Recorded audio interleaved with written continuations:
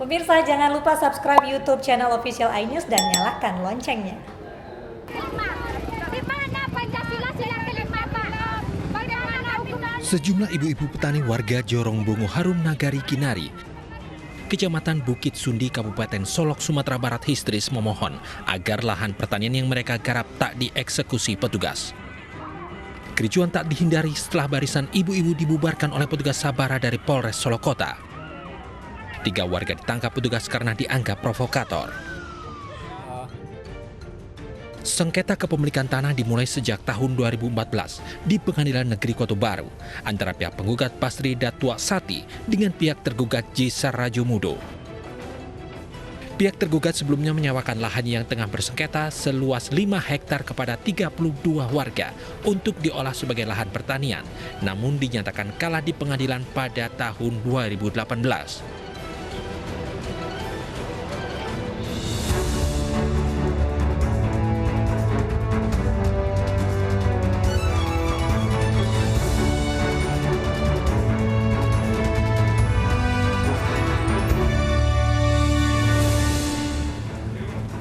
Halo, selamat malam pemirsa. Kita berjumpa di iNewsroom, ruang untuk memperbarui informasi Anda dengan diskusi yang komprehensif bersama saya Anissa Dasuki.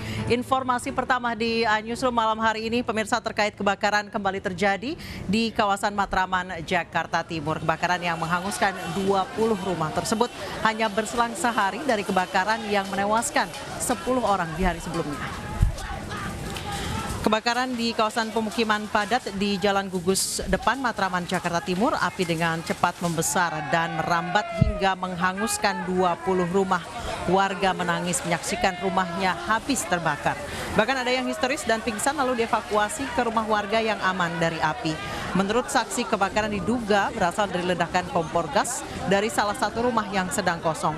Api bisa dipadamkan 1 jam kemudian setelah 21 unit mobil pemadam kebakaran datang ke lokasi.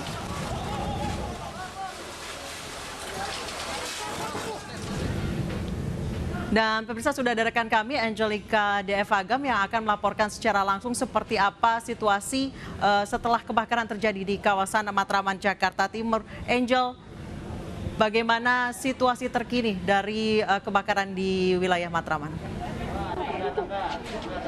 Ya, Anissa dan juga pemirsa, pasca kebakaran melanda di RT 04 dan RT 05 RW 01 Kelurahan Palmerah, Kecamatan Matraman, Jakarta Timur. Kini warga yang menjadi korban dari kebakaran yang terjadi pada pukul 12 siang tadi sudah dipersiapkan tenda pengungsian dari Dinas Sosial setempat untuk beristirahat dalam beberapa waktu ke depan selagi menemukan tempat tinggal yang layak. Dan kami pun juga sudah melihat banyaknya bantuan yang datang baik dari pemerintah ataupun organisasi-organisasi masyarakat yang menyalurkan bantuan logistik untuk keperluan ataupun kebutuhan dari warga yang menjadi korban kebakaran ini. Anissa. Baik, Angel, disebutkan bahwa kebakaran disebabkan oleh ledakan tabung gas di salah satu rumah yang kosong. Dari hasil penyelidikan polisi seperti apa?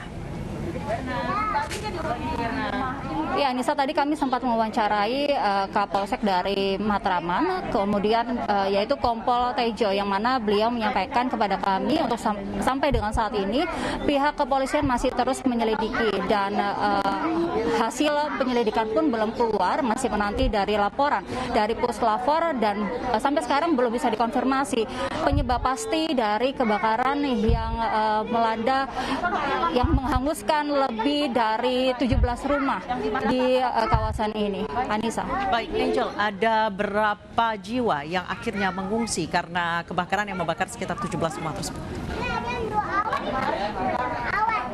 Untuk korban yang mengungsi ini kami belum mendapatkan informasi secara pasti, namun informasi yang kami terima dari masyarakat setempat ada 77 korban yang menjadi korban dari kebakaran ini, dan untuk sementara kami belum mendapatkan data pasti berapa kepala keluarga yang akan mengungsi dan bertahan untuk sementara waktu di tenda pengungsian dari Dinas Sosial setempat ini. Anissa.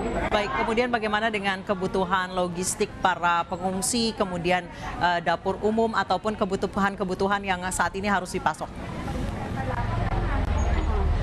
Ya, dari pantauan kami sejak sore tadi kami melihat memang dari pihak dinas sosial dan juga warga setempat ini sedang membangun dapur umum bagi warga ataupun korban kebakaran ini. Tenda dari dinas sosial pun ini juga sudah dibangun dan sebelumnya mereka atau korban juga bertahan di musola terdekat untuk sementara waktu sambil melegakan begitu shock yang mereka alami akibat dari kebakaran ini. Dan juga kami juga melihat beberapa bantuan logistik dari BPBD, kemudian dari Pemprov dan juga dari organisasi-organisasi masyarakat yang turut serta bergotong royong saling membantu menyalurkan bantuan logistik bagi para korban kebakaran ini. Anissa.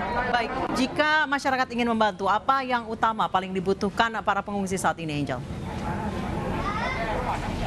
Yang kami lihat untuk saat ini memang adalah keperluan untuk alas mereka tidur, karena kami melihat di tenda pengungsian ini tidak ada alas yang layak, hanya beralaskan karpet begitu, dan nampaknya itu yang menjadi kebutuhan karena memang untuk istirahat mereka. Dan juga kami juga melihat perlu sekali untuk kebutuhan masker guna menjaga protokol kesehatan karena kebakaran ini terjadi tepat di masa pandemi COVID-19 ini. Begitupun juga makanan yang menjadi kebutuhan pasti begitu dari para korban untuk makan 3 kali sehari. Begitu.